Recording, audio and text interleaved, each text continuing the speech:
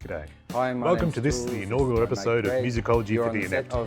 My name's Greg, and I'm joined today by my co-host Jules. Probably not the last. We've got a great guest on today, Melbourne electro artist John von Ahlen. We'll be talking He'll with be Mr. talking John to us von about Ahlen, how very he well known manages an overseas international artist and how he's getting through this time of COVID. We will be singing. We'll be having a bit of a sing-along at the end as well, which should be a lot of fun. We will be crying so stick with us on the first episode of Musicology for the Inept.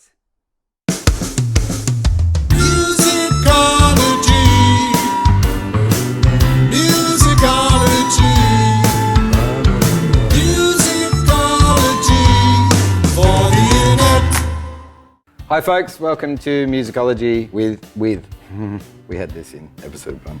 My name is John von Ahlen. You're Greg and you're Julian. Right? Hi everybody, thank you for joining us on Musicology for the Inept. I'm Jules. I'm Greg.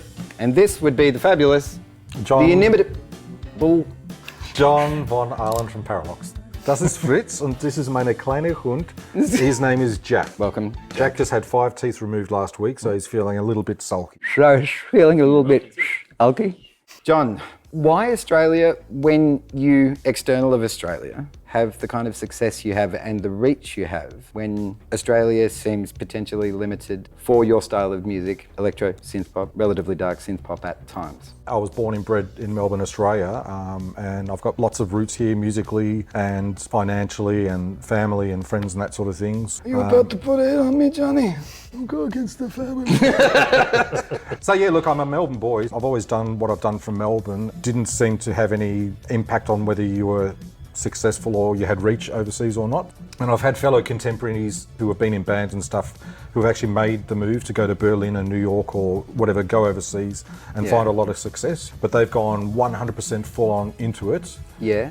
Get a career going, and it's happened for a little while, but then it fizzles out, you know what I mean? But that's music, nothing really lasts forever. I was going to say, that's indicative of the kind of burnout you can get in the industry if you're going obviously there's a lot of furiously factors for that in terms of your own personal motivation and if you're a solo actor, if you're in a band and if there's dynamics. So I've got financial commitments in Melbourne as well in terms of stuff that I do outside of the band. I've got a weekend job. I'm into a bit of property and stuff, so I manage that. You really are going to put a hit out on me. I'm going to end up at the bottom of one of your gardens.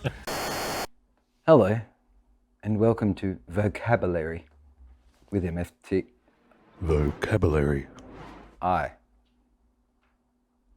first word of the day is foliage. Foliage. The next word is irregardless. Irregardless.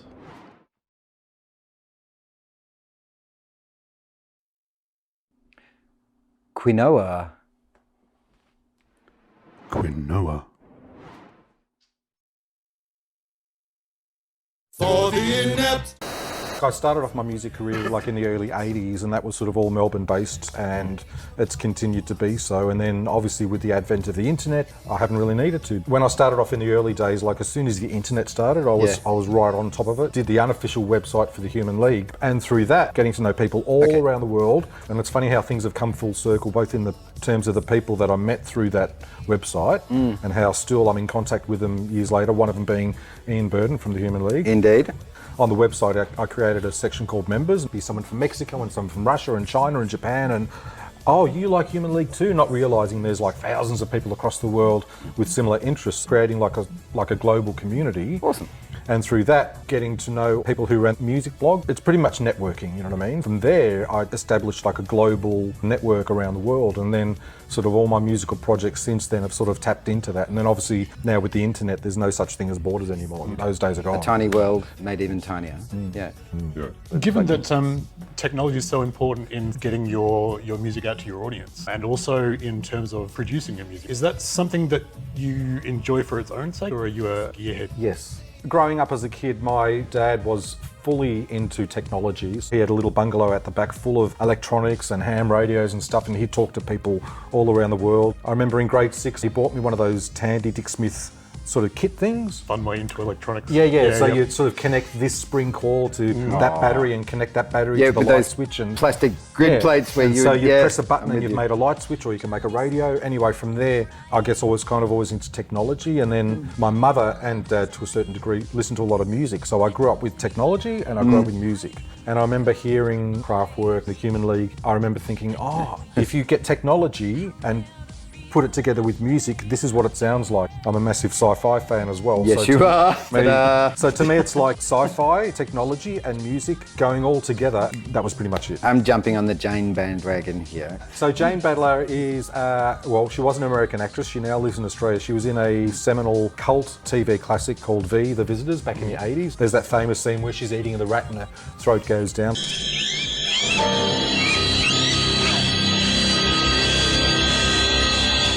So that was one of my favourite sci-fi shows. I think about 4 years ago, a record label in Britain that I was working with said, we've got a singer wanting to go into like some synth style music. Would you be interested in producing her? Her name's Jane Badler. And I'm like, I know who that is. Yes. We ended up doing 4 songs for her EP, which didn't get released for whatever reason. But when I was doing my Subculture album, I was listening to the songs that I'd done with Jane, and I rang her up and I said, look, the songs that we've done, are pretty good. Do you mind if I use one of them on the album? And she said yes. And that song is called Tears of Faith. So we're actually a few weeks away from shooting a music video for Tears of Faith. Gotcha. It'll feature myself and Jane Badler, and without giving away too much of the concept, I'll just say Frankenstein. Is in it. That's the only word I'll say. Frankenstein and reanimation. Yeah, but tell me I can't see bolts coming out of your neck, like right now. No bolts out of my neck. Oh, boo. When you see it, that boo will turn into a yay. Okay, So, yeah. all right.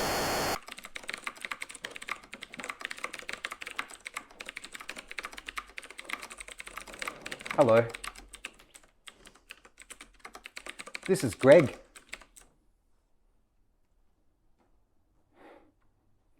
Greg writes code for a living.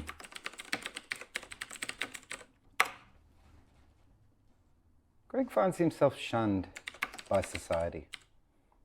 The very society that relies on his inordinate level of skill to do what he does.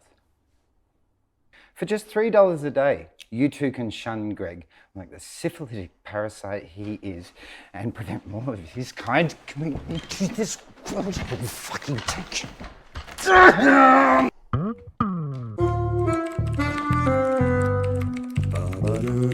it.